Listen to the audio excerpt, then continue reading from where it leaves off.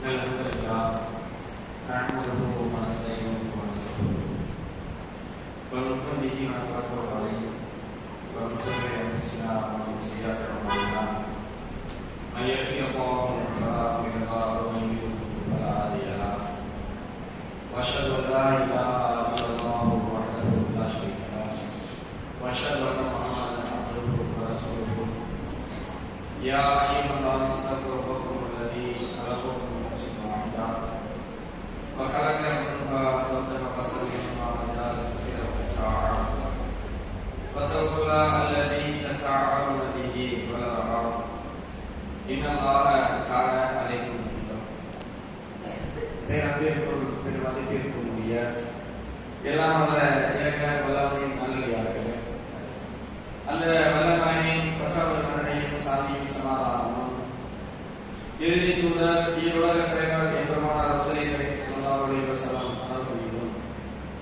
அன்னவர்களின் சொல் செயல் அங்கீகாரத்தை தவறாது ஏற்று வாழ்ந்த சத்திய சஹாபாக்களிலும் சஹாபிய உண்மையிலும் அல்லாஹ்வுடைய தூய மார்க்கத்தை அறிய கூர்மை இருக்கக்கூடிய மனோர்களும் என்றும் இந்த நிலவரமாக என்று பிரார்த்தனை செய்வதாக எனது உரையை நான் ஆரம்பம் செய்கிறேன். அன்புக்குரிய அல்லாஹ்வின் அழகிய கடனும் ஆட்சி நிலவும் என்னும் தலைப்பு எனக்கு தரப்பட்டிருக்கிறது.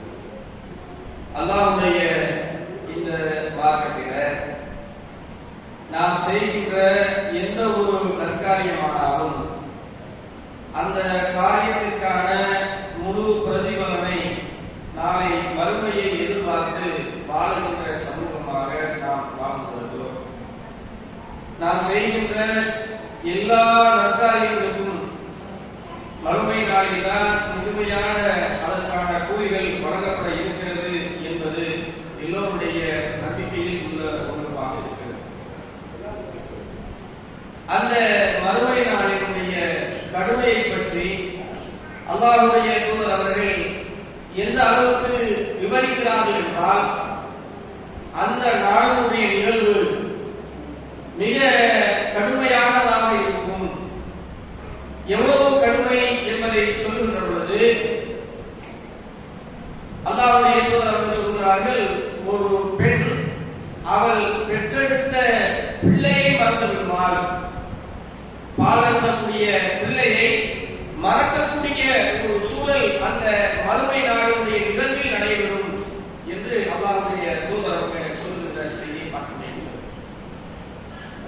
பெற்றெடுத்த பிள்ளை, பால் கொடுக்கக்கூடிய பிள்ளையை தாய் என்பவள் அரவணைக்கக்கூடிய ஒருவராக இருக்கிறார். எப்போதுமே தன்னுடைய பிள்ளைய கையை விட்டு இறக்காம தனக்கு அருகாமையிலேயே தான் செல்லுகின்ற இடங்கள் எந்த இடமானாலும் சரி, அந்த இடங்களுக்கெல்லாம் பிள்ளையை சுமந்து செல்லக்கூடிய தாயானவர்கள் மறுமை நாளுடைய அந்த கடுமையில தான் பெற்ற பிள்ளை, தன்னுடைய பாலை குடிக்கக்கூடிய பிள்ளை, அந்த பிள்ளையை மறக்கக்கூடிய ஒரு சூழல் அந்த மறுமை நாளுடைய கடுமையினால் ஏற்படும் என்று சொல்லி அல்லாஹ்வுடைய தூதர் அவர்கள் சொல்லுகின்ற செய்தியை பார்க்க முடிகிறது. அதே போன்று பெருமானார் ஸல்லல்லாஹு அலைஹி வஸல்லம் அவர்கள் சொல்கிறார்கள், தன்னுடைய கருவையும் அவள் லேசாக இறக்கி வைத்து விடுவாள். அப்படின்ற அந்த கற்பிக்கக்கூடிய அந்த கர்ப்பிணி பெண்கள் அவர்கள் குழந்தை பேரு நடந்ததே தெரியாத வரைக்கு இருப்பார்கள். மருத்துவ உலகம் சொல்கிறது, ஒரு பெண் தன்னுடைய குழந்தையை பெற்றெடுக்கக்கூடிய தருணம் என்பது அவள் மரணத்திற்கு நெருக்கமாக சென்று வருகிறாள். வலியை உணரக்கூடிய அந்த மனிதனுடைய வலியை உணர்கின்ற ஒரு கருவியை பொருத்தி செக் பண்றான். ஒரு மனிதனுக்கு இவ்வளவுதான் அந்த வலிங்கிற வேதனையை உணர முடியும். ஆனால் பெண்ணா இருக்கக்கூடியவள் தான் பெற்றெடுக்கக்கூடிய அந்த குழந்தை பெற்றெடுக்கக்கூடிய சமயத்தில மரண தருவாய்க்கு சென்று விட்டுத்தான் திரும்புகிறார் என்று சொல்லி மருத்துவ வழிமுறைகள் சொல்கிறார்கள். அல்லாஹ்வுடைய தூதர் அவர்கள் நமக்கு அதான் சொல்லி தர்றார், மிக கடுமையிலும் கடுமையான கஷ்டத்தில உனது தாயார் உன்னை சுமந்தால், உன்னை பெற்றெடுத்தால் என்றெல்லாம் அல்லாஹ்வுடைய தூதர் அவங்க நமக்கு சொல்லி தர்றார். ஆகவே உன்னுடைய தாயாருக்கு பணிவிடை செய் என்றெல்லாம் அல்லாஹ்வுடைய வார்த்தை நமக்கு சொல்லி தருகிறது. அப்பேற்பட்ட வழி நிற்கக்கூடிய ஒரு சூழல் அந்த மறுமை நாளுடைய நிகழ்வுகளை நடைபெறும். அல்லாஹ்வுடைய தூதர் எச்சரிக்கை செய்கிறார். அப்பேற்பட்ட கடுமையான ஒரு சூழ்நிலை அந்த நாளில் நடைபெறும்.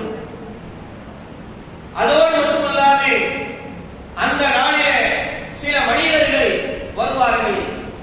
எப்படி வருவார்களா? தண்ணீரில் தத்தளித்தவர்களாக. எதனால் அந்த தண்ணீர் ஏற்படுகிறது? அல்லாஹ்வுடைய தூதர் சொல்கிறார்கள், சூரியன் உங்களுக்கு மிக அருகாமையில் கொண்டு வந்து நிறுத்தப்படும். எத்தனையோ கிலோமீட்டருக்கு அந்தாண்ட இருக்கிறது. அதனுடைய மையப்பகுதியவே இன்னும் சென்று சேர முடியல. எந்த ஒரு ஆராய்ச்சியாளரும் அந்த சூரியனுடைய முழு வட்டப்பாதையை கூட அடைய முடியாத ஒரு சூழலை இன்றைக்கு சூரியனுடைய வெப்பம் நமக்கு தந்து கொண்டிருக்கிறது. எத்தனையோ ஆராய்ச்சியாளர்கள் எல்லாம் தங்களுடைய ஆராய்ச்சியை பாதியிலேயே முடிக்கக்கூடிய ஒரு சூழலிலே சூரியனுடைய வெப்பமானது இருந்து கொண்டிருக்கிறது. நாளை வறுமையிலே சூரியனுடைய அந்த வெப்பம், சூரியன் நமக்கு மிக அருகாமையில் கொண்டு நிறுத்தப்படுமா? மறுமை நாளுடைய நிகழ்வு. இந்த பூமி இருக்குல்ல, இந்த பூமி மண் தரையா இருக்கு.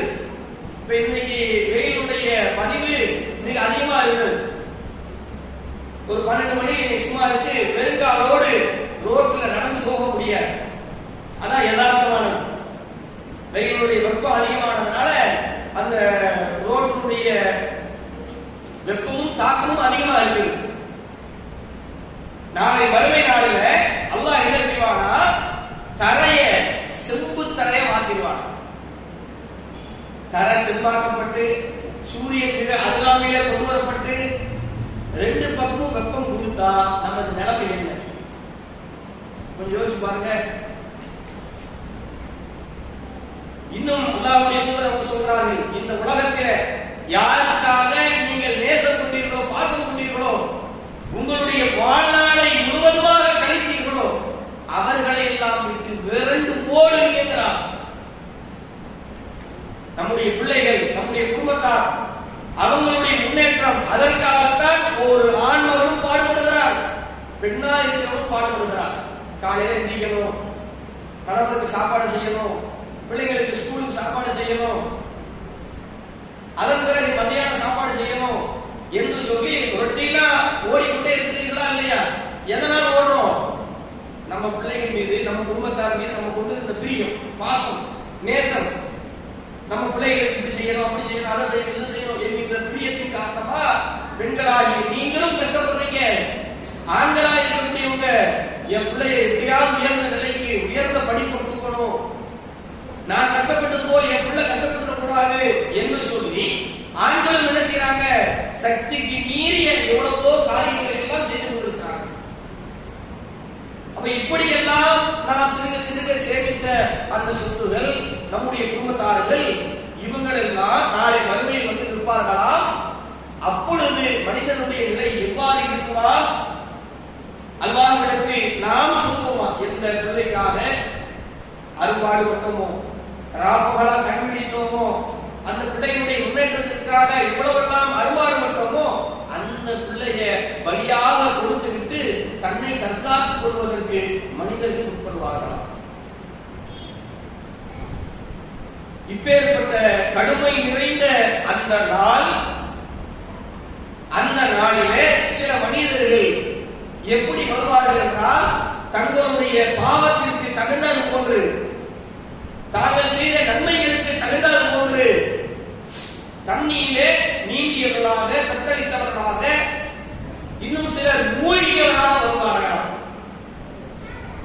இவ்வளவு சூரியன் அருகாமையில் இருக்கக்கூடிய சமயத்தில் அங்க எங்கிருந்து தண்ணீர் வந்தது? அதற்கு அல்லாஹ்வுடைய தூதர் சொல்கிறார்கள், மறுமை நாளிலே நாம் இருக்கக்கூடிய அந்த நாள் என்பது இந்த உலகத்திலே 50,000 ஆண்டுகள் நாம் நின்றோமே. ஆனால் எவ்வளவு லென்த்தியா இருக்குமோ, எவ்வளவு கால நேரங்கள் எடுத்துக் கொள்ளுமோ, அதுதான் மறுமை நாளுடைய ஒரு நாள். அவ்வளவு நாட்கள் ஒரே இடத்துல கூட்டமா நிற்கக்கூடிய ஒரு சூழல். அந்த சூழலில நமக்கு ஏற்படுகின்ற வியர்வையின் அளவுதான் அது அப்படிங்கிறாங்க சொல்லுவாங்க. நம்முடைய நன்மைக்கு ஏற்றது ஒன்று சிலருக்கு கணுக்கால் கீழே இருக்குமா, சிலருக்கு முழங்கால் கிட்ட வருமா, இன்னும் சிலருக்கு இடுப்பளவு, இன்னும் சிலருக்கு மார்பளவு, இன்னும் சிலருக்கு கருத்தளவு, இன்னும் சிலர் மூழ்கிய நிலையில அந்த தண்ணீரில் தத்தளித்துக் கொண்டிருப்பார்கள். என்ன தண்ணீர்? நம்முடைய வியர்வை. ஒரு ஏதாவது ஒரு பஞ்சத்துக்கு நம்ம போறோம்னு வைங்க, பள்ளியிலே இருக்கிறோம்னு கரண்ட் போயிருச்சு, இன்வெர்டர் வேலை செய்யறேன்னு வைங்க, என்ன ஆயிருக்கு? குழுப்பம் உள்ள நம்மளால இருக்க முடியல, கொஞ்ச நேரம் வெளியே போயிடுவோம், சண்டைகிட்டே கொஞ்சம் சரி பண்ணிக்குவோம் என்று சொல்லி அந்த காத்துக்காகவே நம்ம அழ போறோமா இல்லையா? அந்த வேர்வை தண்ணியானது நம்ம என்ன செய்யுது? ஒரு மாதிரி படபடப்பை ஏற்படுத்துகிறதா இல்லையா? ஆனால் நாளை வறுமை நாளில வேர்வையில குளிக்கக்கூடிய ஒரு சூழலை அல்லாஹ் ஏற்படுத்துவார். அல்லாஹ் சொல்றார். அதிலிருந்து நம்மை தற்காத்துக் கொள்ள வேண்டுமா? அதிலிருந்து நம்மை பாதுகாத்துக் கொள்ள வேண்டுமா? அதற்கு ஒரு ஏற்பாடுகளை அல்லாஹ் சொல்றாங்க. எப்போதுமே என்ன செய்வோம்? ஒரு கடுமையான வெயில் என்று சொன்னா ஒரு மரத்தினுடைய நிழலை நம்ம கிடைக்க பெற்றோம்னா ரொம்ப ஆனந்தமா பெற்றுக்கொள்வோம். பைக்ல வெகு தூரம் பயணிக்கிறோம், நல்ல ஒரு புளிய மரம் அழகா நிழலா இருக்குன்னு என்ன செய்வோம்? அந்த புளிய மரத்துக்கிட்ட நிப்பாட்டி சில நேரம் இடம் மாறிட்டு, அப்பா அல்ஹம்துலில்லாஹ் அல்லாஹ் கொடுத்த நிழல் என்ன வெயிலா இருக்கு என்று சொல்லி என்ன செய்வோம்? சில நேரம் குழம்பி தள்ளிட்டு அந்த நிழலை உணர்ந்துட்டு என்ன செய்வோம்? அதன் பிறகு நம்முடைய பயணத்தை தொடரும். அதே போன்று நாளை வறுமை நாளிலே மனிதர்கள் இவ்வளவு கஷ்டத்துக்கு உள்ளாக்கப்படக்கூடிய அந்த இடங்களில் அல்லாஹ் ரப்பல் ஆலமீன் என்ன செய்வாரா? தனது அர்ஷுடைய நிழலை சிலருக்கு தருவார். சரிங்களா? சரி, அர்ஷ் அப்படிங்கிறது என்ன? என்னது பேசுனா? அல்லாஹ்வுடைய சிம்மாசனம். சரிங்களா? சரி, அல்லாஹ்வுடைய சிம்மாசனம் அது எப்படி இருக்கும்? அதனுடைய கொள்ளளவு என்ன? அல்லாஹ்வுடைய அர்ஷ் சொல்ல அது சிம்மாசனம் சொல்லிட்டாரு. அதனுடைய கொள்ளளவு எப்படி இருக்கும் சொல்லுங்க? அர்ஷுடைய கொள்ளளவு எப்படி இருக்கும்? இந்த சேர் இருக்குதா? சேர்ல நான் உட்கார்ந்துருக்கேன். இதனுடைய கொள்ளளவு கேட்டா என்ன சொல்லுவீங்க? 1.5 1.5 2க்கு 2 சொல்லுவோமா இல்லையா? அதான கொள்ளளவு. சரிதானே? உலகத்தோட பெருசு.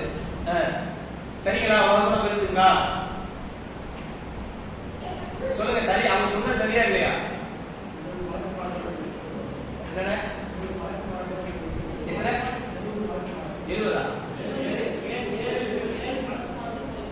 சரி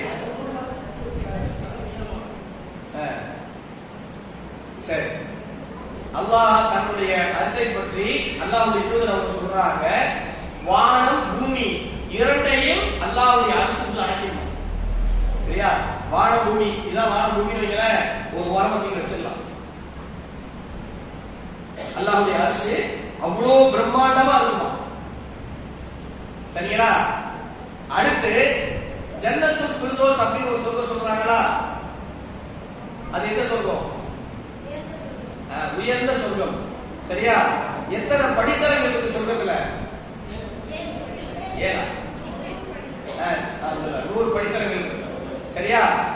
100 படித்தரங்கள் அல்லாஹ் வச்சிருக்கான். சரியா? உதாரணத்துக்கு சொல்றதா இருந்தா ஒரு 100 மாடி கட்டடம் இருக்குல்ல, அடுக்கடுக்கா கட்டடம் இருக்கு பாருங்க, அது மாதிரி ஒரு இமேஜினேஷன்ல வச்சுங்க. ஆனா அது கிடையாது. அல்லாஹ் ஒவ்வொரு படித்தரத்துக்கும் என்ன அளவு சொல்றான்? வானத்துக்கும் பூமிக்கு இடைவெளி. சரியா? சும்மா ஒரு உதாரணத்துக்கு சொல்றோம். ஒரு 100 மாடி கட்டடம் இருக்குன்னு வைங்க, அதுல ஜன்னத்துல் ஃபிர்தௌஸ் அப்படிங்கிறது எங்க இருக்குது? எங்க இருக்கு? அதுதான் ஹை டாப்ல இருக்கு. அதற்கு மேலதான் என்ன இருக்கு? என்ன இருக்கு? அல்லாஹ்வுடைய அர்ஷ். சரியா? அங்கே இருந்துதான் நம்ம படிக்கிறோம்ல, சொர்க்கத்துல பால் ஆறாக ஓடும், தேன் ஆறாக ஓடும். அப்படிலாம் படிக்கிறீங்களா இல்லையா? குர்ஆன்ல வருதா? சரி. அப்ப இந்த அருவிகளுடைய மொத்த ஊற்றுமே அங்கிருந்து தான் புறப்படும். எங்கிருந்து? ஜன்னத்துல் ஃபிர்தௌஸ் சொல்றோம்ல, அங்கிருந்து என்ன செய்யுது? எல்லா சொர்க்கத்துக்கு கீழே இறங்கி வருது. பொதுவா மனிதனுடைய யதார்த்தம் என்ன? ஒரு சுற்றுலா தலத்துக்கு நம்ம போறோம் வைங்க, இங்கே நம்ம எங்க போவோம்? நல்ல வெயில் எங்க அடிக்கும் அப்படின்னு பார்த்து போறோமா? எங்க போவோமா? நல்ல குளிரா எங்க இருக்கும், கண் குளிர்ச்சியா மலை பிரதேசங்கள், பச்சை பச்சேன்னு நல்ல அருவிகள் கொட்டக்கூடிய இடங்கள், இது மாதிரி இடத்தை தான் மனிதர்கள் தேடுறாங்க. அப்ப நாளை மறுமையிலேயும் நம்முடைய தேடுதல் அப்படிதான் இருக்குமா? சரியா? சரி, இப்போ ஒரு அருவிக்கு போயிட்டோம்னு வைக்கிறேன், வெறுமனே அந்த அருவிக்குள்ள போய் குளிச்சுட்டு திரும்பி வந்துடுறோமா? அங்க போய் என்ன யோசிக்குவோம்? இந்த தண்ணி எங்க இருந்து வருது? அந்த அந்த உச்சில இருந்து வருது, 10 அடி மேல போட்டுன்னு வைங்களேன், அந்த 10 அடியை பார்த்துட்டு என்ன செய்வோம்? அங்க போய் குளிச்சா நல்லா இருக்குமே. இங்க ஏறி மேல ஏறி அங்க போயாச்சு, அங்க போய் என்ன யோசிக்குவோம்? இது எங்க இருந்து உருவாகுதுங்கிறத கண்டுபிடிக்கணும். இந்த தண்ணியை சிக்கன் இருக்குன்னா இது உருவாகக்கூடிய இடம், அந்த ஊத்து இன்னும் நல்லா இருக்குமா இல்லையா என்று எல்லாரும் நம்ம என்ன செய்யறோம்? விரும்புகிறோம். அந்த எட்ஜ் வரைக்கும் போகணும் அப்படிங்கறத ஆசைப்படுறோம். அப்ப அல்லாஹ்வுடைய தூதர் அவங்க சொல்றாங்க, ஒட்டுமொத்த சொர்க்கத்திற்கு செல்லுகின்ற அத்தனை ஆறு அதனுடைய ஊற்றுகள் ஜன்னத்துல் ஃபிர்தௌஸ் அங்கிருந்துதான் உருவாகிறது. அல்லாஹ்வுடைய அர்ஷ் அங்கதான் இருக்கிறாங்க. சரியா? இப்போ வாங்க, மறுமை நாளுடைய நிகழ்வு சொன்னோமா, வேர்வையில மனிதர்கள் தத்தளிக்குவாங்கன்னு சொன்னோமா, எவ்வளவு பெரிய அந்த கஷ்டம்ங்கிறத சொன்னோம்ல, இவ்வளவு கஷ்டத்துல எல்லா மனிதர்களும் இருக்கக்கூடிய சமயத்துல அல்லாஹ் நமக்கு மட்டும் என்ன செய்யறான்? நல்லா குழுன்னு ஊட்டில கொண்டு போய் நம்மளை உட்கார வச்சது போல அந்த அரசனுடைய நிழலை தரான். எவ்வளவு பெரிய கண்ணியங்க! நம்ம வெயில காத்து கிடக்கிறோம், சரியா? ஒரு அமைச்சரோ ஒரு முதலமைச்சரோ வர்றாருன்னா அவருக்கு எவ்வளவு பாதுகாப்பு கொடுத்து பொதுமக்களை எல்லாம் வெயில நிப்பாட்டிட்டு அவங்க எப்படி வர்றாங்க? நல்ல குழுன்னு ஏசில வந்து இறங்குறாங்க. அவங்க வெயிலே தெரியாதபடி வந்து இறங்குறாங்க. அப்ப அவங்க என்ன செய்யணுமோ வியப்பா பாக்குறோமா இல்லையா? ஒரு ஆட்சியாளர் வந்து இறங்குறாரு, ஒரு அமைச்சர் வந்து இறங்குறாருன்னா அப்படியே வியப்பா வாயை போது பார்க்கிறோம் இந்த உலகத்துல. ஆனால் நாளை மறுமையில அல்லாஹ் ரப்பல் ஆலமீன் அவனுடைய நல் அடியார்களுக்கு எப்பேற்பட்ட கண்ணியத்தை கொடுக்கிறான் பாருங்க. எல்லாரும், உலக மக்கள் எல்லாரும் எத்தனை மில்லியன் இதனால் வரைக்கும் உருவாகி இருக்கிறார்களோ, இன்னும் உருவாக இருக்கிறார்களோ அத்தனை பேரும் எல்லாரும் வெயில்ல கடந்து சுண்டு கொண்டிருக்க அல்லாஹ் என்ன செய்யறான்? ஒரு சில நபர்களை மாத்திரம் கண்ணிப்பால் அடைத்து வைத்து அவர்களுக்கு சொகுசு ஏற்பாடுகளை செய்து தருகிறார் என்றால் அவர்கள் செய்த நற்காரியம் என்ன? அது நம்ம ஒரு ஆளா இருக்கணுமா இல்லையா? எனக்கு அந்த இடம் வேணும் ஆசைப்படுவோமா இல்லையாங்க? இப்போ ஊட்டிக்கு நம்ம சுற்றுலா காட்டுவோம், யார் வரீங்க அப்படின்னு கேட்டா என்ன செய்வோம்? நான் முன்னெடுப்போமா இல்லையா? எல்லாரும் நான் வர நீ வந்து குடும்பத்தோட செல்வதற்கு ஆசைப்படுவோமா இல்லையா? அப்போ அல்லாஹ்வுடைய அர்ஷனுடைய நிழலை பெறுவதற்கு நானும் தகுதி உடையவன் என்று நம்மளை நாமே பரிசோதனை செய்து கொள்ளணுமா இல்லையா? என்னிடத்துல அந்த தன்மை இருக்குதுங்க, அல்லாஹ் எனக்கு அந்த இடத்துல நான் தரணும் என்று சொல்லி ஒவ்வொருவரும் ஆசைப்படணுமா இல்லையா? சரி, அல்லாஹ் சொல்லுகின்ற அந்த அர்ஷனுடைய நிழலை பெறுகின்றவர்கள் 7 நபர்களை அல்லாஹ்வுடைய தூதர் குறிப்பிடுறார். சரியா? அதுல முதலாவது யாரு?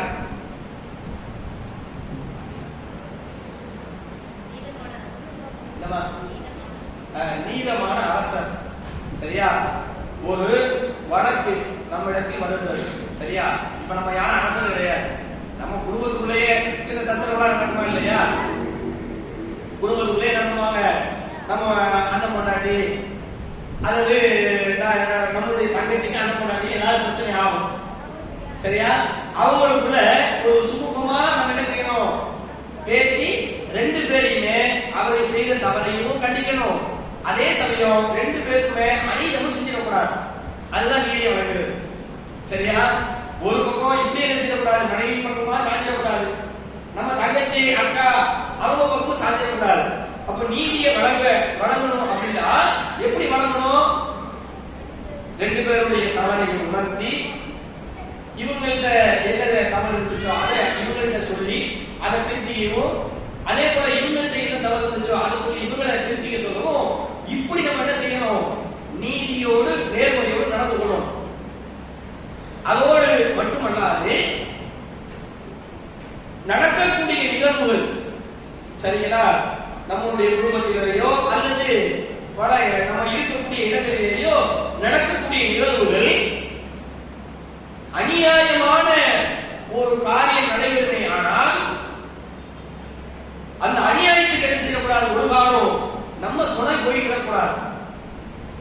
எங்க அம்மாவே என் மனைவிய தவறா நடத்துறாங்க, அவங்க தவறா பேசியிருக்கிறாங்க என் பட்சத்துல எனக்கு எங்க அம்மா தான் முக்கியம், அவங்க நான் தீர்த்து தருவேன் அப்படின்னு நிக்க கூடாது. அவங்க மேல் தவறு இருக்குமே ஆனால் தவறு என்பதை உணர்த்தணும். அதுதான் நீதியை நிலைநாட்டுவது. எனக்கு வேண்டப்பட்டவங்க, எனக்கு உரியவங்க என்பதனால் அவர்களை என்ன செஞ்சிடக்கூடாது? அவங்க செய்த தவறை நியாயப்படுத்தக்கூடிய ஒரு காலம் அந்த வேலையை செஞ்சிடக்கூடாது. இதுல நம்ம எப்படி இருக்கிறோங்கிற யோசிச்சு பார்க்கணும். நம்ம ஒரு தவறு செஞ்சிருவோம், அந்த தவறுக்கு என்ன செய்வோம்னா சப்போர்ட்டா வந்து நிற்கணும். நம்ம எதிர்பார்க்கிறோமா இல்லையா? என்னை விட்டு கொடுத்துடக்கூடாது, நான் தப்பே செஞ்சிருந்தாலும் என்னை என்ன செய்யணும்? எனக்கு பக்கபலமா நிக்கணும், என்னை என்ன செய்யக்கூடாது? வாக்காளர்கிட்ட விட்டு கொடுக்க கூடாது என்றெல்லாம் பேசுகிறோமா இல்லையா? அப்ப அப்படி நம்ம என்ன செய்யக்கூடாது? நீதியை நிலைநாட்டாத ஒரு தன்மையோடு நாம் நடந்து விடக்கூடாது. சரியா? அப்ப அதெல்லாம் அல்லாஹ் என்ன செய்யறான்? நம்ம இடத்துல எதிர்பார்க்கிறான். நீதியா நடங்க. அல்லாஹ்வுடைய தூதர் மதம் சொல்றான், நீதிக்கு சாட்சியாளராக இருங்க, நாளை வறுமையிலே அது குறித்து நீங்கள் விசாரிக்கப்படுவீர்கள் என்று அல்லாஹ்வுடைய தூதர் அவங்க கடும் எச்சரிக்கையா எச்சரிக்கிறார்.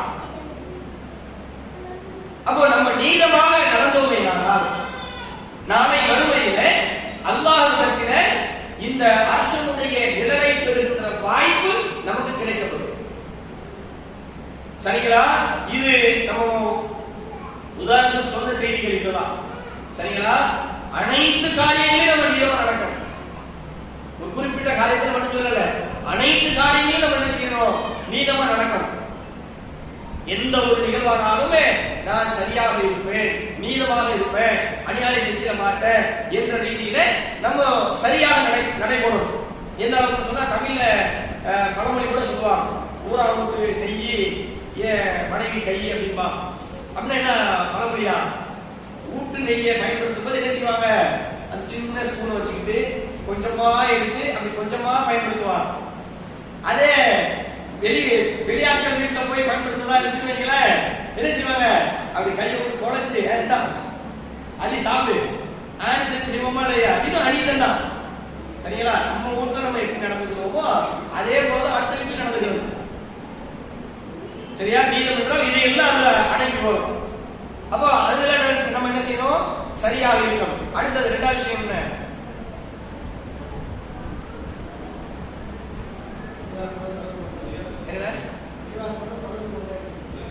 அது அடுத்தது இடையில ஒன்று இருக்கு. ரெண்டாவது அது அதுக்கு அடுத்தது,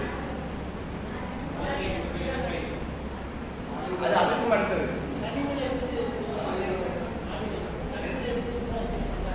அது கடைசி.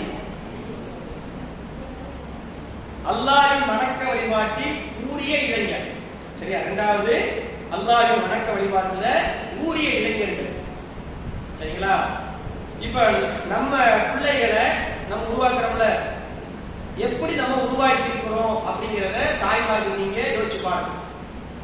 சரியா?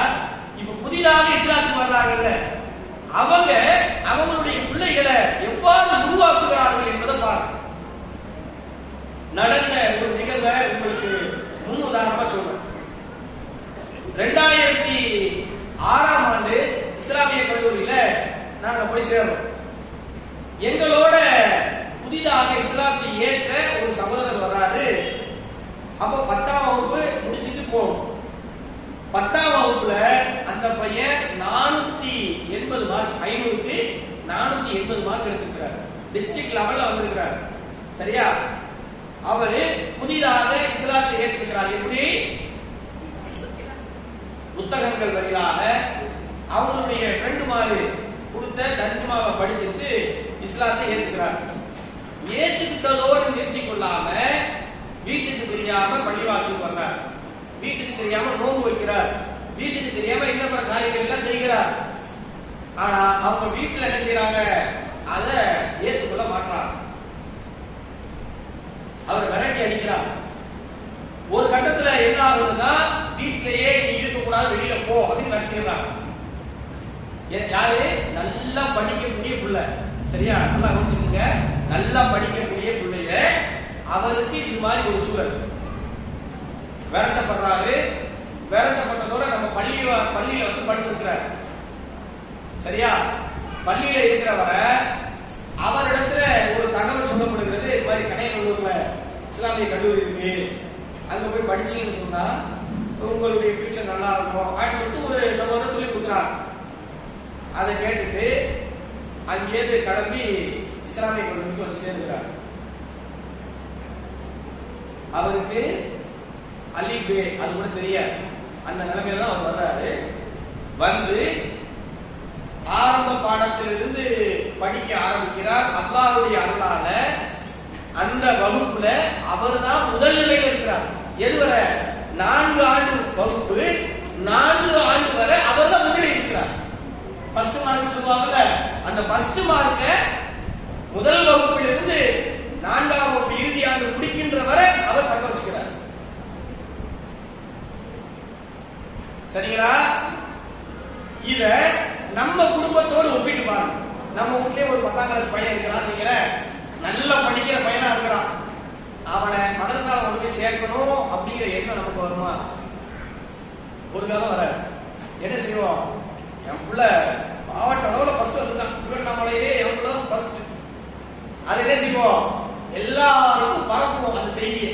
என் பிள்ளை ஃபர்ஸ்ட் வந்துட்டான், என் பிள்ளை ஃபர்ஸ்ட் வந்துட்டான். அது சந்தோஷம், அதில் மாற்று கருத்து இல்லை. அதே சமயம் அந்த பிள்ளை நாளை மறுமையில நாம் சொந்தம் செல்வதற்கு காரணமா அமையணும்னு ரசூலுல்லாஹ் சொல்லிட்டாங்க இல்லையா? அது மாதிரி அந்த பிள்ளையை நம்ம உருவாகி இருக்கிறோமா என்று பார்த்தோம்னா அதுல சைவம் தான் இருக்கும். ஏதாவது கேள்வி கேட்டா என்ன தெரியாது, ஒன்றும் தெரியாது என்று சொல்லக்கூடிய பிள்ளையா தான் இருப்போம். சரி, அப்ப அவர் என்ன செய்யறாருன்னா அந்த இஸ்லாமிய கல்லூரியில் பயில்கிறார். பயின்று அங்கிருந்து வெளிவருகிறார். வெளிவந்த பிறகு வெறும் 10ஆம் கிளாஸ் தானே படிச்சு போனாரு. நாங்க படிக்கிறப்போ மதரசால படிச்சுக்கிட்டே வெளியில படிக்கக்கூடிய ஆப்ஷன் இல்லை. இப்ப என்ன செஞ்சிருக்காங்க? மதரசாவையும் படிக்கலாம், உலக கல்வியும் படிக்கலாம் அப்படிங்கிற ஆப்ஷன் கொடுத்திருக்கிறாங்க. இவர் படிச்சு முடிச்சுட்டு வெளியில வர்றார். வெளியில வந்து என்ன செய்கிறார்? சின்ன சின்ன வேலைக்கு பார்க்கிறாங்க. தலைமை அலுவலகத்துல வேலை செய்யறாரு. ஒரு சொற்பமான சம்பளத்துக்கு வேலை செய்யறாரு. அதை கொண்டு 12th எழுதுறாரு. அதற்கு பிறகு டிகிரி போடுறாரு, மாஸ்டர் டிகிரி போறாரு, எக்ஸ்ட்ரா மாஸ்டர் டிகிரி போறாரு. கிட்டத்தட்ட ஒரு 10-15 டிகிரி முடிச்சிட்டு அல்லாஹ்வுடைய அருளால சென்ற வருடம் அரசாங்க உத்தியோகத்துக்கு போய் பார்த்தார்.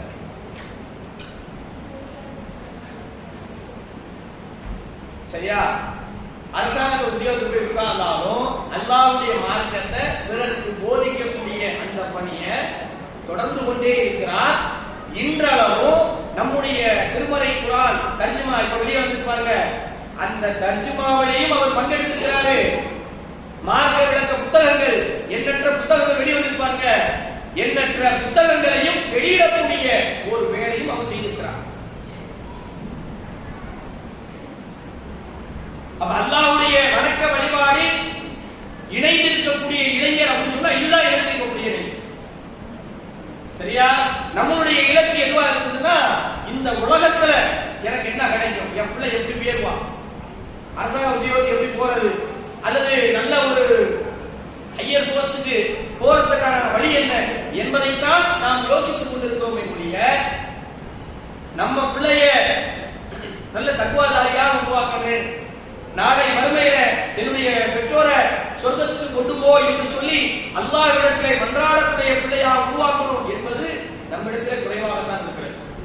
அப்ப இந்த தன்மை இரண்டாவது தன்மையாக இருக்கிறது. மூன்றாவது என்ன சொன்னீங்க?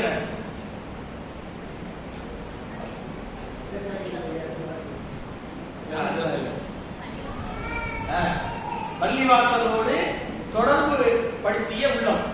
சரியா? பள்ளிவாசலோடு தொடர்புனா என்ன? வணக்க வழிபாடுல ஈடுபடக்கூடிய பிள்ளைகள் தான். சரிங்களா?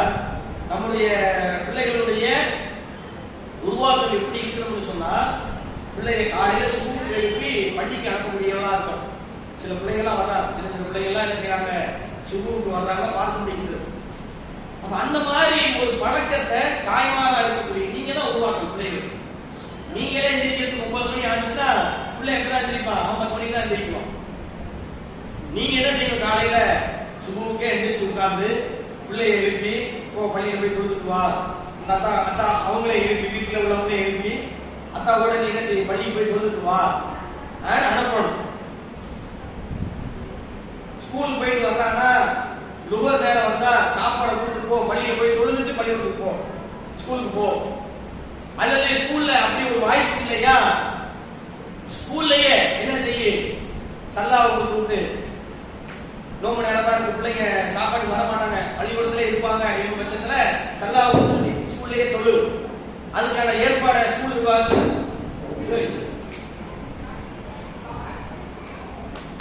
நிர்வாகத்துல சொல்லி அந்த மாதிரி என்ன செய்யணும், வணக்க வழிபாடுக்கு நம்ம பிள்ளைகளை ஆர்வப்படுத்தணும். நம்ம என்ன செய்யணும்னா வெட்கப்படுறத பள்ளிக்கூடத்திலேயோ அல்லது கல்வி நிலையங்கள்ல போய் பேசுவதற்கு நம்ம வெட்கப்படுறோம். பிள்ளைகளுக்கு தொழுகைக்கு ஏற்பாடு பண்ணி கொடுங்க, ஒரு அரசாங்க பள்ளிக்கூடத்திலேயோ அல்லது மெட்ரிகுலேஷன் ஸ்கூல்லையோ போய் நம்ம பேசுவதற்கு வெட்கப்படுறோம். ஆனா அவங்க என்ன செய்யறாங்க, அவங்களுடைய உரிமையை அவங்க கரெக்டா நிறைவேற்றுறாங்களா இல்லையா? பிற மதத்தவர்கள் சொல்றாங்க, அவங்க என்ன செய்யறாங்க, அந்த கார்த்திகை மாதத்துல ஐயப்பன் கோயிலுக்கு மாலை போடுறாங்க. மாலை போடக்கூடிய சமயத்துல பிள்ளை ஸ்கூலுக்கு ஷூ போடாம போறான். அதை அனுமதிக்கிறாங்களா இல்லையா? எதனால அனுமதிக்கிறாங்க? பேரண்ட்ஸ் போய் பேசுறாங்க, அவங்க போய் சொல்றாங்க, என் பிள்ளை இப்படிதான் வருவான், இந்த நாள் வரைக்கும் இப்படிதான் இருக்குவான் என்று அவங்க போய் கேட்கிறாங்க, அனுமதிக்கிறாங்க. நம்ம என்ன செய்ய மாட்டோம், அதெல்லாம் எல்லாரும் படிக்கிற ஸ்கூலு, என் பிள்ளைங்க தொழுகைக்கு நான் போய் அனுமதி கேட்டா உன் பிள்ளையை கூட்டிட்டு போய் சொல்லிடுவாங்க அப்படிங்கிற நம்ம யோசிக்கிறோமா இல்லையா? அப்போ பள்ளிவாசலோடு தொடர்பு உள்ள பிள்ளையாக உருவாக்க வேண்டும் என்று சொன்னா அவரிடத்துல தொழுகை இருக்கணும். தொழுகையை நம்ம நிலைநாட்டினா அந்த மாதிரி ஒரு சூழலை நாம் உருவாக்கி தந்தோமே ஆனால் நம்ம புள்ள அவனுடைய இளமை பருவத்துல என்ன செய்ய மாட்டான், தேட்டர் பக்கம் போக மாட்டான், வேற கேளிக்கைகள் கூத்துதல் கும்பாரம் நடக்கக்கூடிய இடத்துக்கு போக மாட்டான். ஒரு ஊருக்கு போனாலே எதான் தேடுவான், பள்ளிவாசல் எங்க இருக்கு, நானும் லுகர் தொழல, அசர் தொழல, மகரிப் தொழணும், இஷா தொழணும் என்று சொல்லி எந்த ஊருக்கு சென்றாலுமே பள்ளிவாசல் எங்க இருக்கு என்பதைத்தான் தேடி செல்லக்கூடிய இளைஞனாக அந்த சிறுவர்களை நாம் உருவாக்கினோமே ஆனால் அவன் இளைஞனாக மாறுகின்ற பொழுது பள்ளிவாசலை தேடக்கூடியவனாக உருவாகுவான். இல்லைன்னு வைங்க, அவனுடைய பாதையே வேறாக மாறிடும். அடுத்து 4வது விஷயம், அல்லாஹ்வுக்காக இணைந்து அல்லாஹ்வுக்காக பிரியக்கூடிய நண்பர்கள். சரியா? இன்னைக்கு நண்பர்கள் இணைகிறார்கள், எதை கொண்டு, எப்படி இணைகிறாங்க? ரேஸ், பைக் ரேஸ், அதுக்கு குரூப் வச்சிருக்கான். அந்த குரூப்ல போய் இணைஞ்சிட்டீங்கன்னு சொன்னா என்ன செய்யலாம், உனக்கு பைக்கை அந்த ஒரு மாதிரி ஒத்த வீல ஓட்டுறாங்கல்ல, அந்த வீலிங் பண்றது, இன்னும் குழந்தை சண்டை பண்றது, இந்த வேலைகள்லாம் என்ன செய்வாங்க, அந்த நண்பர்கள் கற்று தருவாங்க. சரியா? அப்படி கற்று தரக்கூடியவங்க எத்தனையோ பேரை கொண்டு குறைச்சிருக்கிறாங்க. பொறுத்தவன் இஸ்லாமிய சமூகத்தை சார்ந்தவர் தான். சரியா? தன்னுடைய பிறந்த நாளுக்கு தாயார் என்ன செஞ்சிருக்கிறாங்க, தன்னுடைய நகையெல்லாம் வித்து 3 லட்சம் ரூபாய்க்கு பைக் வாங்கி கொடுத்துருக்காங்க பிள்ளை. சரியா? பைக் வாங்கி கொடுத்தா வாங்கின பைக்கு ஃபர்ஸ்ட் டிரைவ் அப்பதான் பண்றாரு. வாங்கி பைக்க ஷோரூம்ல இறக்கி டிரைவ் பண்றாரு. 3 கிலோமீட்டர் தான் ஓட்டி இருக்கிறாரு. சரியா? 3 கிலோமீட்டர் தான் இங்க இருந்து புதுபஸ் தூரம் போன, இங்க இருந்து புதுபஸ் தூரம். சரியா? அதுல என்ன ஆயிடுச்சு, அந்த 3 லட்சம் ரூபாய் பைக்கும் காலி, அவரும் காலி. சரியா? ஒரு மதவுல போய் விட்டு அவர் போன வேகம் கண்ட்ரோல் பண்ண முடியல பைக்கு. மதவுல போய் விட்டு என்ன செஞ்சாரு, அவரும் போய் செஞ்சுட்டாரு. அந்த 3 லட்சம் ரூபாய் பைக் போயிடுச்சு. சரியா? அப்ப நம்ம பிள்ளைகளை இது மாதிரி பிள்ளைகளா தான் நம்ம உருவாக்கி கொடுக்கணும். நம்முடைய குடும்ப சூழல் என்ன, அந்த பைக்கு தேவையா? நாங்கெல்லாம் ஸ்கூல் படிக்கும் பொழுது வாடகை சைக்கிள் இருந்துச்சு. சரிங்களா? சமீப இங்க இருந்துச்சுல வாடகை சைக்கிள், மணிக்கு 1 ரூபா. அந்த 1 ரூபா காசு வாங்குறதுக்கு படாத பாடுபட்டு அந்த 1 ரூபா காசு வாங்கி 1 மணி நேரம் அந்த சைக்கிளை சுத்திட்டு கொண்டு போய் ஒப்படைக்கக்கூடிய சூழலாம் இருந்துச்சு. ஆனா இன்றைக்கு பிள்ளைங்க எப்படி உருவாக்குறாங்கன்னா, ஒட்டு மொத்தமா எப்படி நம்ம உருவாக்கி வச்சிருக்கோம்னா, அந்த பிராய்லர் கோழியை கொடுத்து பிராய்லர் கோழி மாதிரி தான் இருக்கிற பயம். என்ன சாப்பிட்ட தட்டை எப்ப கொண்டு போய் அந்த கிச்சன்ல போட்டு சிங்கில கொண்டு வை அப்படின்னு சொன்னா கூட போமா முடியல எனக்கு இப்பெல்லாம் வலிக்குது அப்படிங்கிறான். என்ன போய் ஒரு கடையில போய் ஒரு ஜாமான் வாங்கிட்டு வாடா, அத்தா இப்பதான்டா வந்தாங்க வெளியில இருந்து, போய் ஏதாவது ஒரு பொருள் வாங்கிட்டு வா அப்படின்னு சொன்னா கூட நான் என்னால நடக்க முடியாது, காலா வலிக்குது, அத்தா நான் பைக் சாய் வாங்கிட்டு நான் போய் பைக்ல போயிட்டு வரேன். எங்க பக்கத்து தெருவுக்கு போறது, ஒரு 100 மீட்டர் போயிட்டு வர்றதுக்கு இங்க இருந்து இந்த பழைய பஸ் ஸ்டாண்ட் போயிட்டு வர்றதுக்கு பைக் தேவைப்படுது. என்ன ஒரு 15 வருஷம் 10 வருஷம் முன்ன உள்ளவர்கள் எல்லாம் பாத்தீங்கன்னு சொன்னா கிலோமீட்டர் கணக்கில் நடந்தவர்கள் தான் இருக்கிறாங்க. புது பஸ் ஸ்டாண்ட்ல இறங்கி இங்க வரைக்கும் நடந்து வந்தவர்கள் தான் இருக்கிறாங்க. அவ்வளவு கஷ்டப்பட்டவர்களா இருக்காங்க. நம்ம என்ன செஞ்சுட்டோம், மூடி பிள்ளைக்கு வலிக்கும், பிள்ளை தாங்க மாட்டான், பிள்ளை அது செய்ய மாட்டான் இது செய்ய மாட்டான்னு சொல்லி அதிகப்படியான அன்பு என்கின்ற பேர்ல அவனை சோம்பேறியாக ஆக்கி வச்சிருக்கோம். சரிங்களா? அப்ப இது மாதிரி நண்பர்களோடு நம்முடைய பிள்ளைகள் இணைந்தார்களே ஆனால் அவங்களுடைய விளைவு என்ன ஆகும் பார்த்துது. அப்ப ரசூலுல்லாஹ் சொல்றாங்க, அல்லாஹ்வுக்காண்டி நேசப்படுவோம். இவன் தொலை போறக்கூடிய பிள்ளைகளோட சேர்ந்தாலும் வைங்க என்ன செய்வான், பள்ளிவாசலுக்கு போவான், தொலைக்கு போவான். இது போல நாசகரத்தை வேலை பார்க்கக்கூடிய பிள்ளைகளோட சேர்ந்தாலும் வைங்க நாசகர வேலை தான் பார்க்கணும். சமீபத்தில் கேரளாவை சார்ந்த ஒருவர் என்ன செய்கிறான் என்றால், தாய் தகப்பன் அவங்களுடைய பாட்டி எல்லாரையும் கொலை செய்யறான். எதுக்காக? தான் கேட்ட பொருளாதாரம் கிடைக்க பெறல அப்படிங்கிறதுக்காக. அவன் காசு கேட்கலாம், காசு கொடுக்கல அப்படிங்கிறதுக்காக நீ தாய் தகப்பன் பாட்டிமா அக்கா கிட்டத்தட்ட ஒரு 5-6 பேர் என்ன செஞ்சுறா, கொலை செய்து விட்டு சிறைச்சாலையில இருக்கிறான். யாரு? முஸ்லிமானவன். சரிங்களா? அதுதான் இதுல ஆச்சரியப்பட வேண்டிய ஒன்றா இருக்குது.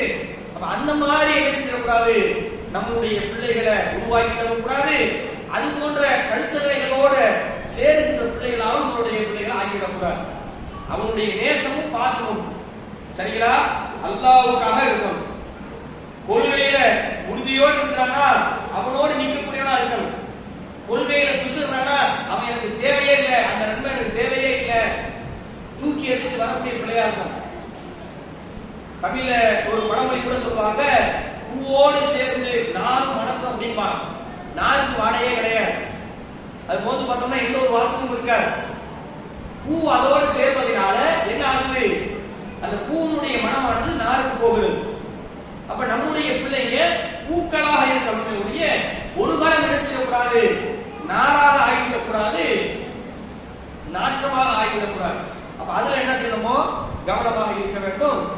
அந்த ஒரு விஷயத்தை மனசுல வச்சுக்கிறீங்க. அடுத்தபடியா 5வதாக அல்லாஹ்வுடைய தூதர் சொல்றாங்க, ஒழுக்கம் சார்ந்த பிரச்சனை. சரிங்களா? உயர்ந்த அந்தஸ்து உள்ள அழகான ஒரு பெண் தன்னை தவறான வழிக்கு அழைத்து நான் அல்லாஹ்வுக்கு அஞ்சுகிறேன் என்று ஆணா இருந்தாலும் சரி பெண்ணா இருந்தாலும் சரி, சரியா? இந்த விடயத்தை பொறுத்த மாத்திரத்துல இன்றைக்கு கால சூழல் ரொம்ப மடிச்சு கிடக்கு. சரியா? இப்ப நம்ம பயன்படுத்தக்கூடிய ஆண்ட்ராய்டு மொபைல் அதுல எல்லா கல்சனையும் வந்து கிடக்கு. சரிங்களா? அதுல இன்ஸ்டாகிராம் அப்படின்னு சொல்லிட்டு ஒரு ஆப் வச்சிருக்கான். அதுல என்ன செய்யணும்னா நம்முடைய சமூகத்தை சார்ந்த பெண்களும் கூட ஆரம்பத்தில் என்ன செய்யறது, புர்கா போட்டு ஸ்கார்ஃப் போட்டு அந்த மூஞ்சில போடுவாங்கல்ல, அதெல்லாம் போட்டு வந்து வீடியோ போட வேண்டியது ஆரம்பத்தில். நாங்க எங்க வீட்டுல இந்த சமையல் அந்த சமையல் அது இது ஒரு 10-15 வீடியோ போயிருச்சா, ஃபாலோவர் அதிகமாயிட்டாங்களா, உங்க மூஞ்ச நீங்க காட்டுங்க, நீங்க யாருன்னே தெரியலையே, கண்ணு மட்டும் தான் நாங்க பார்த்துட்டு இருக்கிறோம். யாரு வியூவர்ஸ், அவங்கள ஃபாலோ பண்றாங்கல்ல, ஃபாலோ பண்றவங்க அவங்க கேட்கறாங்களா, அதனால ஹாய் ஃப்ரெண்ட்ஸ், இந்த உங்களுக்காக மூஞ்ச முதல்ல திறந்து காட்ட வேண்டியது. அப்புறம் என்ன, ஹலோ ஃப்ரெண்ட்ஸ், இதோ பாருங்க எங்க குடும்பத்து உறுப்பினர்கள் இவங்களெல்லாம், எங்க வீட்டுல என்ன இருக்கிறாங்க, என் பிள்ளை இருக்கிறா, நாத்தனா இருக்கிறா, கொஞ்சம் இது என்ன கலாச்சார சீர்கேடு இல்லையா? அதெல்லாம் அல்லாஹ்வுடைய தூதர் எதனை நமக்கு எச்சரிக்கை செய்தார்களோ அதை நம்ம வீட்டு உள்ள கொண்டு வச்சிருக்கிறோமே. அப்ப இஸ்லாமியன் என்று நம்ம சொல்வதற்கு என்ன தகுதி இருக்கு? இன்னைக்கு அந்த சினிமா நடிகை வந்து அவ புலம்புறாள்ல, அவ என்ன செய்யறா, இன்னைக்கு தன்னுடைய நிலையை உணர்ந்து இன்னைக்கு பார்த்து புலம்புறாள்ல, நான் இவ்வளவு பெரிய ஹராமான வேலை பார்த்துட்டேன், அல்லாஹ் என்னை மன்னிக்கணும் என்று சொல்லி கண்ணீர் வடிக்கிறாள, அவ செஞ்ச அதே வேலையை இன்றைக்கு இஸ்லாமிய சமூகம் செய்து கொண்டிருக்கிறது. தாய்மார்களும் வீட்டில் இருக்கிறவங்களும் அதுக்கு ஒத்துழைப்பு செய்து கொண்டிருக்கிறாங்க. ஒரு 2 பெண்கள் எல்லாரும் பார்த்திருப்பீங்க, அந்த ரெட்ட பிள்ளைங்க பப்ளிக்கா நின்று ஆடிக்கிட்டு இருக்கிறாங்க. அது குறித்து கேள்வி கேட்டோம்னா, என் பிள்ளை அப்படியெல்லாம் பண்ணாது, என் பிள்ளை இப்படியெல்லாம் செய்யாது, என்ன பேச்சு எல்லாம், எங்க போயிட்டு இருக்கிறோம்? நம்ம மறுமையை நம்பின நம்ம இப்படி ஒரு வேலையை செய்வோமா? மறுமைதான் நமது இலக்கு என்றால் அல்லாஹ்வுடைய பார்வைக்கு நம்ம அப்பாற்பட்டு போயிடுவோம். முதல்ல அல்லாஹ்வுடைய தூதர் சொன்னாங்களே, இந்த உலகத்தில் உள்ளதும் இதுல உள்ள இந்த வீணும் விளையாட்டும் உங்களை திசை திருப்பி விட வேண்டாம். அல்லாஹ்வுடைய எச்சரிக்கை இருக்குதான் இல்லை? அப்ப இதுதான் நம்மளுடைய வாழ்க்கையா? இதுதான் நிரந்தரம் நம்ம நினைச்சிட்டு இருக்கிறோமா?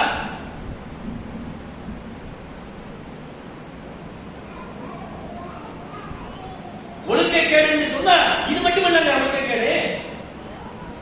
விபச்சாரம் என்பது அந்த உச்சபட்சம் அதுதான். அதற்கு முன்பாக அல்லாஹ்வுடைய தூதர் அவங்க சொன்ன செய்திகள் இருக்குது. கெட்ட பார்வை, கெட்ட பேச்சு, அதுக்கெல்லாம் இது வழிவகை செய்கிறதா இல்லையா? ஃபர்ஸ்ட் முகத்தை திறந்து காட்டுறாங்க, அப்புறம் சாரை தூக்கி எரிஞ்சிடுறாங்க, அப்புறம் ஹிஜாபை தூக்கி எரிஞ்சிடுறாங்க, அப்புறம் ஆடையில அப்படியே கொஞ்சமா குறைவுகள், நல்ல ஆண்களையும் கெட்டு சீரழிக்கக்கூடிய வேலைகளை செய்து விடுகிறார்கள். எத்தனையோ குடும்பங்கள்ல இதனால் பல பிரச்சனைகளை இன்றைக்கு சமூகம் சந்தித்துக் கொண்டிருக்கிறது. அந்நிய ஆண்களோடு தனிமையில் பேசுகின்ற ஒரு வாய்ப்பை இது ஏற்படுத்தி வைக்கிறது. அது விபச்சாரத்தில் சேராதா? அல்லாஹ்வுடைய தூதர் அவங்க எச்சரிக்கை செய்த இந்த விஷயம் அதுல வராதா? செல்போன் என்னங்க தனிமையா இல்லையா? நம்ம வச்சிருக்கக்கூடிய அந்த செய்திகள் நம்மை விட வேற யாரும் உள்ள போய் பார்க்க முடியாது. அப்படிதானே வச்சிருக்கீங்க? நம்முடைய பிள்ளைகளுக்கு கொடுத்து வச்சிருக்கக்கூடிய அந்த ஆண்ட்ராய்டு போன்ல லாக் போட்டு வச்சிருக்காங்களா இல்லையா? பெத்தவங்களுக்கு தெரியுதா? அவங்க யார்கிட்ட பேசுறாங்க, என்ன பேசுறாங்க, எதுவுமே நமக்கு தெரிய மாட்டேங்குது. ஒரு பிரச்சனை என்று வருகின்ற சமயத்துக்கு தான் அப்பதான் இந்த என்ன செய்யறோம், பதவி அடிக்கிறோம். முன்னாடி இந்த பிள்ளை இப்படி செய்வான்னு எதிர்பார்க்கலையே, இப்படி போவான்னு எதிர்பார்க்கலையே என்றெல்லாம் நம்ம பேசுகின்ற பேச்சு இறுதியான பேச்சாக இருக்கிறது. அதை சரி செய்வதற்கு என்ன வழி என்பதை நம்ம யோசிக்கணும். அல்லாஹ்வுடைய தூதர் அவங்க சொல்கிறார்கள், அந்த வெட்கக்கேடான காரியங்களை செய்வதற்கு முற்படுகின்ற சமயத்துல அல்லாஹ்வுக்கு நான் அஞ்சுகிறேன் என்று அந்த நிலையிலிருந்து நம்ம தற்காத்து கொள்ளணும். அந்த மாதிரி தந்தை உடையவர்களுக்கு அல்லாஹ் என்ன செய்யலாம், அந்த அசுடைய நிலைமை தரலாம். சரிங்களா? அடுத்தது பெருமானார் ஸல்லல்லாஹு அலைஹி வஸல்லம் சொன்னாங்க, தமது வலது கரம் செய்த தர்மம் இடது கரத்துக்கு தெரியாது. சரியா? பொதுவா நம்ம தர்மம் கொடுக்கிறோம்னு சொன்னாலே ஒண்ணு ரெண்டு கையா கொடுப்போம். எப்பவுமே என்ன செஞ்சோம்? ரெண்டு கை சேர்த்துதான் தர்மத்தை கொடுப்போம். ஒரு உணவு பதார்த்தத்தை கொடுப்பதா இருந்தாலும் அல்லது பொருளாதாரத்தை கொடுப்பதா இருந்தாலும் ரெண்டு கை சேர்த்தாதான் என்ன முடியும்? துட்டு எவ்வளவு இருக்குன்னு என்ன செய்யலாம்? ரெண்டு கை சேர்த்துதான் என்ன முடியும்? ஒரு கையா என்ன செய்ய முடியாது, எண்ணிட முடியாது. அப்ப ரசூலுல்லாஹ் சொல்றாங்க, வலது கரம் கொடுப்பது இடது கரத்துக்கு கூட தெரியக்கூடாது அப்படிங்கிறாங்க. அப்ப என்ன அர்த்தம்? வெளிப்படுத்தாம கொடுங்க. தர்மங்களை ரெண்டு விதமா அல்லாஹ்வுடைய தூதர் அவங்க சொல்றாங்க. ஒன்று, நீங்க என்ன செய்யுங்க, கொடுக்கக்கூடிய தர்மத்தை வெளிப்படுத்தி கொடுங்க, எல்லாரும் முன்பா கொடுங்க. ஏன்? அது என்ன செய்யும்? பிறரை தர்மம் செய்வதற்கு தூண்டும். இவரே இவ்வளவு ரூபா கொடுக்கிறாரு, நம்ம ஏன் கொடுக்க கூடாது? அல்ல, இவரை காட்டி நம்மள நல்ல நிலையில வச்சிருக்கிறான், நம்ம என்ன செய்யலாம், இன்னும் கூடுதலா கொடுக்கலாம் என்ற அந்த உந்துதலை ஏற்படுத்தும். அல்லாஹ்வுடைய தூதர் பெண்களுக்கு சொல்லுகின்ற பொழுது, பெண்களே, நரகத்துல உங்களமான நிறைய பார்த்திருக்கிறேன், ஆகவே தர்மங்களை அதிகப்படுத்துங்க அப்படின்னு ரசூலுல்லாஹ் சொல்றாங்க. சொல்லிட்டு சொல்றாங்க, அப்ப தங்கத்துக்கு அவ்வளவு மதிப்பு கிடையாதுங்க. இப்பதான் தங்கம் கம்மியான மதிப்பு இருக்கு. ரசூலுல்லாஹ் காலத்துல தங்க வெள்ளி பொருட்களுக்கெல்லாம் அவ்வளவு மதிப்பு கிடையாது.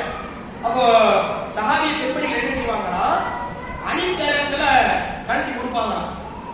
அப்போ ரசூலுல்லாஹ் சொல்றாங்க, உங்களுடைய அணிகலன்களை கழட்டி கொடுத்தாவது நரகத்திலிருந்து உங்களை தற்காத்துக் கொள்ளுங்கள் என்று சொல்லும் சமயத்துல சில பெண்கள் அவங்களுடைய கழுத்து மாலைகள் கழட்டி போடுவாங்க. அதை பார்த்து ஏனைய சஹாபி பெண்மணிகள் என்ன செய்வாங்கன்னா, இவளை இவ்வளவு போடுறாளே என்று சொல்லி அதுல குண்டி அடிச்சு கொண்டு அதிகமாக தான தர்மங்களை வழங்கக்கூடியவர்களாக பெண்கள் இருந்திருக்கிறார்.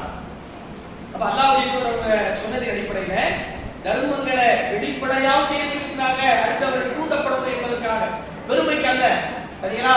மத்தியா இவ ஒரு பொருள் நகையை தூக்கி போட்டுட்டா, பள்ளிவாச வசூலுக்கு கேட்டு வந்தாங்க, ஒரு பொருள் நகையை தூக்கி போட்டுட்டா, நிறுவனத்துக்கு கேட்டு வந்தாங்க, ஒரு பொருள் நகையை இப்படி பேசுவாங்க அப்படிங்கிறதுக்காண்டி அல்ல. அல்லாஹ் இடத்துல நமக்கு கூலி பெறணும். என்னாலேயே ஒரு மூலம் எடுத்துக்க முடியும் என்றால் நீங்களா கொடுக்காம இல்லையா, உங்க மாப்பிள்ளை நல்லா இருக்கிறாங்க, நல்லா சம்பாதிக்கிறாங்க, என் மாப்பிள்ளை கட்டிடும், உங்க மாப்பிள்ளை கூட நல்லா சம்பாதிக்கிறாரு, நீங்க கொடு என்பதை தூண்டும் விதமாக என்ன செய்யலாம்? தர்மங்களை வெளிப்படுத்தி செய்யலாம். ஆனால் அல்லாஹ்வுடைய அர்ஷுடைய நிழலை பெற வேண்டும் என்று சொன்னா அந்த தர்மத்தை நம்ம எப்படி செய்யுமா? ரகசியமாக, யாருக்கும் தெரியாம, சத்தம் கட்டமா, கொடுத்ததும் தெரியாம, வாங்கினதும் தெரியாதபடிக்கு என்ன செய்யணும்? ரகசியமாக செய்கின்ற தர்மம் செய்யக்கூடியவர்களுக்கு அல்லாஹ் என்ன செய்யறான்? அந்த அர்ஷுடைய நிழலை தரலாம். இறுதியாக லாஸ்ட் என்ன விடுபட்டு தனிமையில் அல்லாஹ்வை நினைத்து கண்ணீர் வடிப்பது. சரியா? நீங்க எதை வச்சு கண்ணீர் வடிக்கிறீங்க? சீரியலை பார்த்து கண்ணீர் வடிப்பீங்களா? வடிக்கலாமா? சரி, வடிக்கலைன்னா விட்டுலாம். சரி, அப்போ நமக்கு கண்ணீர் வருகிறது. சரியா? கண்ணீர் வர்றதே பெருசு, பெரிய அவுரியமா இருக்குது. அதே சமயம் கண்ணீர் வந்தாலும் ஒரு ஆக்கப்பூர்வமான கண்ணீரா இல்லை. சரியா? மாமியா திரிக்காம, நான் சாம்பார் வச்சா உப்பு கொஞ்சம் கூட போயிருச்சா, அதுக்கு அந்த அம்மா அந்த பேச்சு பேசுது அப்படின்னு சொல்லி என்ன செய்வீங்க? உங்க மாப்பிள்ளை பார்த்து போய் அழுவீங்க. என்ன இப்படி கண்ணீர் வரும் இல்லையா? நீங்க ரெகுலரா பார்க்கக்கூடிய நாடகம், அதுல எவனுக்கா ஏதாவது ஆயிடுச்சு வைங்க, அவன் அதுகிற மாதிரி நடிக்குவா. ஆனா நீங்க என்ன செஞ்சிருவீங்க? அவளே மிஞ்சி போய் ஒரிஜினலாவே அழுது மடிச்சிருவீங்க. சரிங்களா?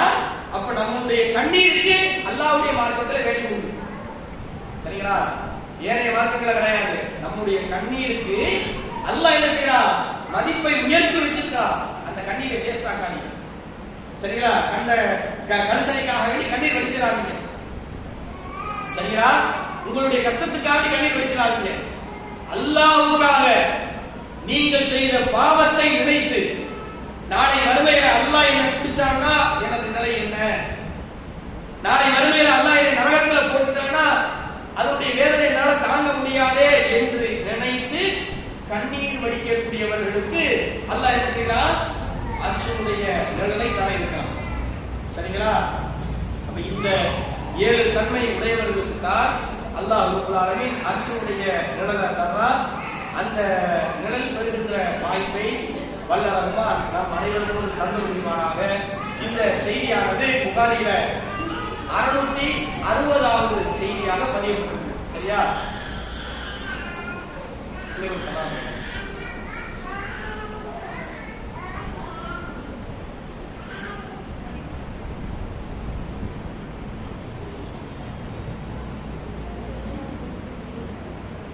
சரி, அடுத்ததாக அல்லாஹ்வுடைய தூதர் அவர்கள் அல்லாஹ்வுக்கு அழகிய கடன் கொடுங்கள் என்று சொல்றார். அப்படின்னா என்ன? தலைப்பை அப்படிதான் கொடுத்திருக்கிறார். அழகிய கடனும் அர்ஷின் நிழலும் சொல்லியிருக்கிறார். அழகிய கடன், அல்லாஹ்வுக்கு நம்ம கடன் கொடுக்கறதுல என்னமா சொல்லுங்க. இப்ப எனக்கு ஒரு கஷ்டம்னா நான் யார்கிட்டயும் கடன் கேட்டு வாங்கி என்ன செய்வேன்? எனக்கு கஷ்டத்தை போக்கிடுவேன். சரியா? நான் ஒரு தொழிலுக்கு வரணும், எனக்கு ஒரு 10,000 கொடுங்க, 1 லட்சம் கொடுங்க அப்படின்னு சொல்லி நம்ம கடன் கேட்கிறோம். திருப்பி அந்த கடனை செலுத்துறோம். அல்லாஹ்வுக்கு நம்ம கடன் கொடுக்கறதுன்னா எப்படி? அது எப்படி சாத்தியம்? இப்போ அல்லாஹ்வுக்காண்டி தொழுறோம், நோன்பு வைக்கிறோம், இந்த மாதிரி வணக்கங்கள்லாம் செய்கிறோம். ஓகே, அல்லாஹ்வுக்கு கடன் கொடுக்கறதுன்னா தர்மம் செய்வது. சரி, அது அல்லாம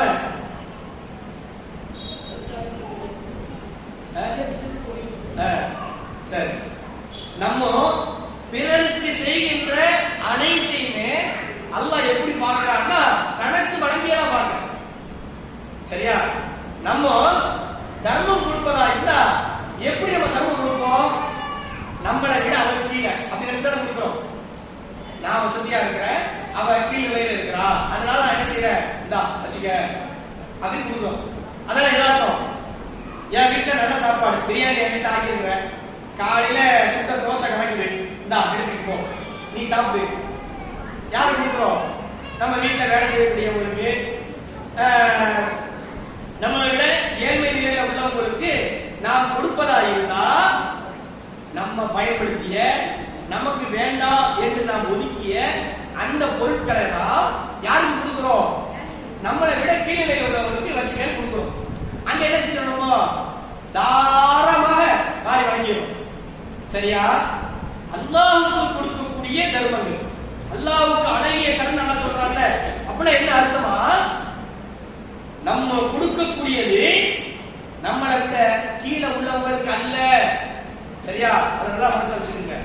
நம்ம தர்மம் கொடுக்கிறோம்னு சொன்னா நம்மளை விட கீழ்நிலையில உள்ளவங்களுக்கு நம்ம கொடுக்கிறோம் என்ற அந்த மனப்பான்மையோடு ஒரு காலம் நம்ம தர்மங்கள் கொடுக்க கூடாது. நம்ம யாருக்கு கொடுக்கிறோம்? அல்லாஹ்வுக்கு கொடுக்கிறோம். அல்லாஹ்வுடைய பொருத்தத்துக்காக நம்ம என்ன செய்யறோம்? தர்மம் கொடுக்கிறோம் என்ற எண்ணத்தோடு தான் நம்முடைய தர்மங்கள் இருக்கிற ஒழிய நான் மேல இருக்கிறேன், இவன் என்னை விட கீழே இருக்கிறா, அதனால நான் கொடுக்கிறேன் என்ற அந்த எண்ணம் ஒரு காலம் நம்ம இடத்துல வந்து விடக்கூடாது. சரியா? அந்த ஆரம்பத்துல பதிவு வச்சு கொடுங்க. இறுதியா ஒரு சின்ன சுருக்கமாக ஜகாத்துடைய விரிவாக்கத்தை சொல்லி முடிச்சிடுறோம். அல்லாஹ்வுடைய தூதரவங்க ஜகாத் என்கின்ற ஒரு கடமையை நமக்கு வலியுறுத்தி இருக்கிறார். அகீமுஸ் ஸலாத் வாத்து ஜகாத். குர்ஆன்ல பல இடங்களில் சொல்லப்பட்ட வார்த்தை தொழுகையை நிலைநாட்டுக ஜகாத் கொடுங்க, தொழுகையை நிலைநாட்டுக ஜகாத் கொடுங்க என்ற வார்த்தை பல இடங்களில் அல்லாஹ் சொல்லியிருக்கிறார். சரியா? சரி, ஜகாத் யாருக்கு கடமை என்றால் அல்லாஹ்வுடைய தூதர் அவங்க அதற்கான வழிவகையை சொல்லி தராங்க. 11 பவுன் தங்க அதனுடைய மதிப்புடைய, சரியா, 11 பவுன் தங்கம் அல்லது அதனுடைய மதிப்புடைய வீடு, கடை அல்லது வியாபார தளம் வைத்திருப்பவர்களுக்கு ஜகாத் கடமையாகும். சரியா? இன்றைய மார்க்கெட் படி 8.25 லட்சம் ரூபாய். சரியா? இன்றைய நிலவரப்படி ஒரு கிராம் பவுன் 8,220 ரூபாய். இன்னைக்கு ரேட்டு 8,220 ரூபாய் இருக்குது. இன்றைய கணக்குப்படி 8.25 லட்சம் ரூபாய் மதிப்புள்ள சொத்துக்கு நான் அதிபதியாக இருக்கிறேன். சரியா? அப்பேற்பட்ட எனக்கு ஜகாத் என்பது கடமையாகும். 8.5 லட்சம் மதிப்புள்ள சொத்துக்கு நான் அதிபதியாக இருக்கக்கூடிய சமயத்துல அந்த 8.5 லட்சத்துக்கு 2.5 சரியா, 2 ரூபாய் 50 பைசா நூத்துக்கு. கணக்கு வீதம் 1 லட்சத்துக்கு எவ்வளவு ஆகுது? 2500 ரூபாய் சரியா. அப்ப 8 லட்சத்துக்கு கணக்கிட்டு நான் இந்த வருடம் நான் வாங்கிய சொத்துக்கு ஜகாத் கொடுத்துட்டேன்னு சொன்னா அந்த பொருள் சுத்தமாக்கப்பட்டது, தூய்மையாகிறது. மறுமுறை அந்த சொத்துக்கு நான் ஜகாத் கொடுக்க தேவையில்லை. சரிங்களா? அடுத்தபடியா நான் கடந்து வருகிற ஆண்டுகளில் என்னுடைய வருமானத்திற்கு 2.5% 2.5% ஜகாத் என் மீது கடமையாகிறது. அந்த கடன் அல்லாஹ்வுக்கு நான் செலுத்த வேண்டிய கடன். சரிங்களா? அத ஆண்டுக்கு ஆண்டு கணக்கிட்டு நம்ம என்ன செய்யணும்? அந்த ஜகாத்துடைய நிதியை முறையாக அல்லாஹ் வழங்கிய சொல்லக்கூடிய சரியா. பள்ளிவாசல் கொடுக்கலாமா? ஜகாத் நிதி கொடுக்கலாமா? கொடுக்கலாமா இல்லையா? கொடுக்கலாமா? கொடுக்கலாமா? கொடுக்கலாமா? பள்ளிவாசலுக்கு ஜகாத் பணம் பள்ளிவாசல் கட்டுமான கொடுக்கலாம்ல? கொடுக்கலாம்ல? கொடுக்க கூட சரிங்களா? அதுக்கு கொடுப்பது சதக்கா. ரசூலுல்லாஹ் சொல்லியிருக்கிறாங்க, முஸ்லிமான அனைவர் மீது அல்லாஹ் ரப்பல் ஆலமீன் சதக்காவை கடமைப்படுத்தி இருக்கிறார். ஏழை பணக்காரன் வித்தியாசப்பட்டல, அனைவரும் நம்ம என்ன செய்யணும்? ஒவ்வொரு நாளும் தர்மம் செய்யணும். அந்த தர்மத்துல மற்ற தர்மங்கள் எல்லாம் வந்துடும். சதக்கா அதாவது ஜகாத் என்பது 8.5 லட்சம் ரூபாய் மதிப்புள்ள சொத்துக்கு நம் அதிபதியாக இருந்தோமேயானால் நம் மீது ஜகாத் கடமையாகிறது. சரிங்களா? இதுல ஆண்கள் பெண்கள் 2 மாதங்களுக்கு ஜகாத் கொடுக்க வேண்டியிருக்கு. சரிங்களா? எப்படின்னு சொன்னா, இப்ப கணவர் இருக்கிறார். இப்ப நான் என்ன செஞ்சேன்? 8 லட்சம் ரூபாய் மதிப்புள்ள பொருள் வச்சிருக்கிறேன், நான் ஜகாத் கொடுத்துட்டேன். ஏன் மனைவி அவங்க தகப்பனார் என்ன செய்யறாரு? அவங்களுக்கு ஒரு 10 பவுன் நகையை வாங்கி கொடுத்திருக்கிறார். சரியா? அல்லது 15 பவுன் நகையை கொடுத்திருக்கிறார். என்ன அந்த 15 பவுன் அந்த பெண்ணுக்கு உரிமையா இருக்கு. அவ என்ன செய்யணும்? அந்த 15 பவுனுக்கு 2.5% ஜகாத் கொடுக்க வேண்டியது அவங்க மீது பொறுப்பு. சரிங்களா? சரி, இன்ஷா அல்லாஹ் இத விரிவா இன்னொரு நாள் பார்ப்போம். நம்முடைய ஜமாத்தின் சார்பாக சிறுவர்களுக்கான ஆதரவு இல்லம், முதியோர்களுக்கான ஆதரவு இல்லம், அதே போல புதுசா இஸ்லாத்துக்கு வருபவர்களுக்கான தாவா சென்டர்கள் இதெல்லாம் நம்ம வச்சு நடத்திட்டு இருக்கிறோங்க. இந்த வகைக்கு நம்ம இந்த ரமலான்ல வசூலிக்கக்கூடிய ஜகாத் நிதியை பொறுத்தவரை சிறுவர்களும் முதியோர்களும் தாவா சென்டர் இந்த 3 சென்டர்களுக்கு மட்டும் ஜகாத் நிதி பயன்படுத்துவோம். இது அல்லாது இஸ்லாமிய கல்லூரி, இப்னு மதரசா, பெண்கள் மதரசா, அதே போல பள்ளிக்கூடம் இதெல்லாம் நடத்திட்டு இருக்கோம்ல, இதெல்லாம் சதகத்துல் ஜாரியா. இது ஜகாத் அல்லாத நிதியிலிருந்து நடத்தப்படக்கூடிய நிறுவனங்கள். இந்த நிறுவனங்களுக்கு அல்லாஹ்வுடைய அருளை கொண்டு இந்த நம்ம உண்டியலை இன்ஷா அல்லாஹ் நீங்க போகும்போது வழங்குவோம், அதை வாங்கிடுங்க. இதுல ஒரு நாளைக்கு குறைஞ்சலா ஒரு 20 ரூபாய் போட்டீங்கன்னு சொன்னா இந்த 5 நிறுவனங்கள் இருக்கிற ஸ்கூலு, இப்னு மதரசா, இஸ்லாமிய கல்லூரி இதுக்கு படிக்கக்கூடிய மாணவர்களுக்கு ஒரு மாதத்துக்கு குறைச்சலா 6700 ரூபாய் செலவாகும் ஒரு பையனுக்கு. சரிங்களா? ஒரு மாசத்துக்கு. இதுல நீங்க ஒரு நாளைக்கு 20 ரூபாய் மேலே போட்டீங்கன்னா வருஷத்துக்கு 6700 ரூபாய் ஒரு பையனுக்கான ஒரு மாத செலவை ஈஸியா நம்ம எடுத்து கொடுத்துடலாம் இன்ஷா அல்லாஹ். சரிங்களா? அதனால உங்களுடைய பொருளாதார பங்களிப்பை விரைவுபடுத்துங்க. இன்ஷா அல்லாஹ் இந்த உண்டியல் கொடுப்பாங்க. அடுத்த வருஷம் அல்லாஹ்வுடைய நாட்டம் இருந்தா நம்ம உயிரோடு இருந்தா வந்தோம்னாக்க அந்த உண்டியலை நம்ம பெற்றுக்கொள்வோம் இன்ஷா அல்லாஹ். அஸ்ஸலாமு அலைக்கும்.